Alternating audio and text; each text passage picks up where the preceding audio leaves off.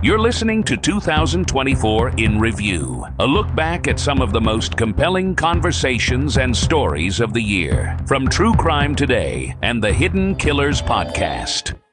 This is the Hidden Killers Podcast with Tony Brueski. Featuring author, psychologist, and daily contributor, Siobhan Scott. Ellen Greenberg. It's a case that's gone on now for almost more than 15 years. It's a case of a young woman, teacher, beloved by students and many friends and family, who somehow, allegedly, stabbed herself 20 times, killing herself. Some of those stab wounds post-mortem as well. So somehow she was stabbing herself when she was dead. Yes, it sounds just as crazy as it is, but it was ruled a suicide, and her parents for years have been fighting to get that changed. So maybe they can look into it and investigate this as a homicide, which it was originally kind of looked at as. Then it changed very quickly because there's some high power people that made some high power decisions, and that was very quickly adjusted. Joining me to discuss, Siobhan Scott, psychotherapist and author. Goodness, this is one where it just blows the mind because the facts are the facts. And why do we live in a world where we have to go to such lengths to try and just correct this? It seems to be a clear error. Yeah, this is an absolutely bizarre one. The first thing I did when I was watching a show about this story is, imagine taking a knife and stabbing myself 10 times in the back of the neck. It's like, who would swallow this story? It is probably the strangest supposed suicide that I've ever heard of, and I would not have bought it at all. It's just completely weird. The whole thing is bizarre. None of it makes much sense. That's why it very much feels like a cover-up in some way, shape, or form.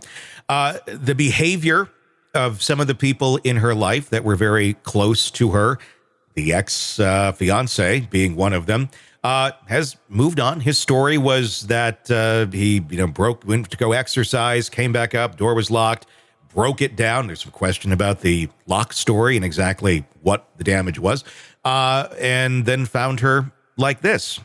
Maybe that is how he found her. Maybe that's exactly how he found her. There's also talk now about the body being moved, but it was never looked at as a homicide investigation. He was never looked at as a suspect. And again, has moved on with his life, has not been charged with anything, and who knows, maybe he will someday. I don't know.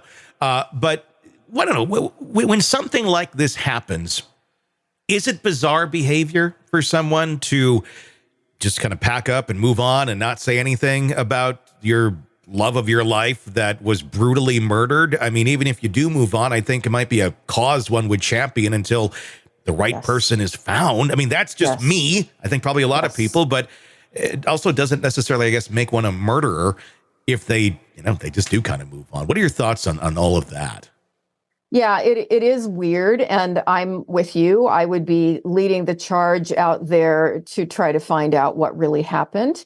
It was odd in his 911 call when he, called the operator and said, "Oh, here she is, and there's all this blood." And then when he found the knife, which it took him a while to say there's a knife here, his first thing out of his mouth was, "Oh, she stabbed herself." Why would you, that again is odd. Why would you think that? Why would you say that? So yeah, I would look closely at him because the whole thing, it's just very fishy. The former assistant district attorney, Guy DeAndrea, suggested that Ellen's death was not a suicide, but a homicide initially based on the evidence. And now the court is finally allowing the Greenberg family to proceed with discovery and depositions, including questioning DeAndrea, maybe providing some crucial insights into the original investigation.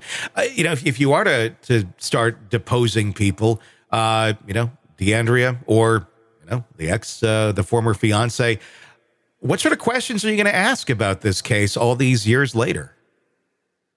You're going to have to get to a story that makes sense. And at this point, there isn't a story that makes any sense other than this is a homicide. So you're going to have to go over all the evidence again and start breaking it down. And I'm curious about, the idea of a psychological autopsy on Ellen, if we're trying to say that this was suicide, there were no previous attempts, no serious mental illness, no substance abuse. She had job stress, but 90% of the teachers in the United States have job stress. So that would certainly not push someone to suicide. Sure. She had not had major losses. She had not been going around discussing death.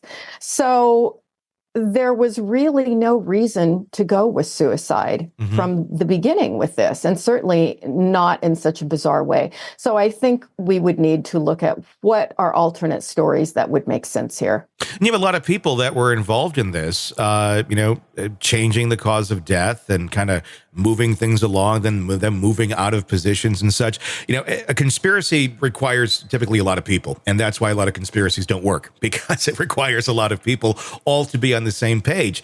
But what would be the motivation for some people in this who really have nothing to do with the case? They don't have any anything in the fight here other than, their own job security, to go along with a story that literally does not add up.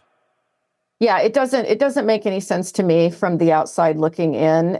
Is it just laziness? And, again, once they latch onto a story, it's just easier to keep telling that same story again than is to admit that you did something wrong and you didn't look at it closely enough. I don't know, but I would like to see this proceed, and I would like to hear, ultimately something that makes more sense than this. Sick of the ads? We are too. Start listening with no commercials now and get access to all of our episodes in advance of everyone else. Become a True Crime Today Premium Plus subscriber on Apple Podcasts. Search True Crime Today Premium Plus on Apple Podcasts or go to our podcast page and sign up now. True Crime Today Premium Plus. Sign up now.